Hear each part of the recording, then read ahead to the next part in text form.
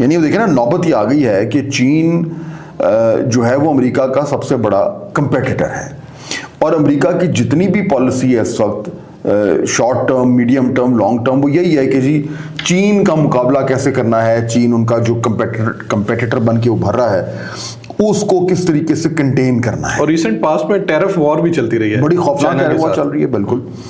तो अब जो आपका सबसे बड़ा राइवल है, कंपेटिटर है, मुखालिफ है, अब आपने अपनी जो है वो खारजा पॉलिसी की गलतियों से एक ऐसी सूरत हाल पैदा कर दी है कि अब वो जो है वो आपका गारंटर बन रहा है। यानी एक अजीब सी बात है ये।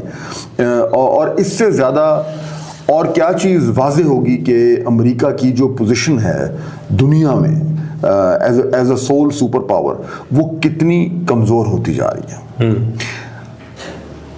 1991 में जब एक वो बाइपोलर वर्ल्ड होती थी, अमेरिका और सोवियत यूनियन, और बाकी दुनिया को उन्होंने आपस में बांटा हुआ था। फिर सोवियत यूनियन कोलैप्स कर गया, फिर आ गया यूनिपोलर मोमेंट कि अब सिर्फ एक सुपर पावर थी। ये अर्ली 90s से लेकर और कम से कम को 25 साल ही चला है कि जी अमेरिका एक वाहिद पावर थी, और कहते थे कि दुनिया का ये अब पुलिसमैन है और बस वो सारी दुनिया को चला रहा है।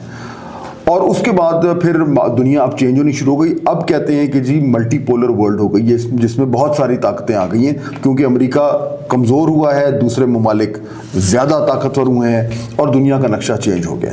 ये जो जंग है वकास, इसमें ये साबित हो रहा है। ये पहले थियोरी थी, इन द सेंस के लोग कहते थे कि जी नज़र आ रहा है, लेकिन इस जंग ने तो ये साबित कर दिया है कि वो जो यूनिपोलर मोमेंट था वो न सिर्फ ख़त्म हो चुका है, बल्कि अब मल्टीपोलर वर्ल्ड में जो चीन है उसकी वजह से अब अमेरिका की जो पोजीशन है वो एक one of the 3 world powers रह गई है।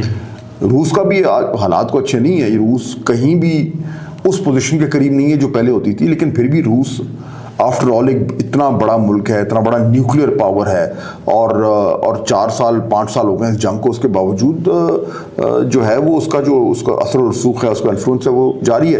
तो अगर वाकई में ये चीन के साथ ये मामला चलता है जिसका अभी आपने जिक्र किया, तो मेरे ख्याल में ये अमेरिका के लिए एक लम्हा फिक्रिया होगा।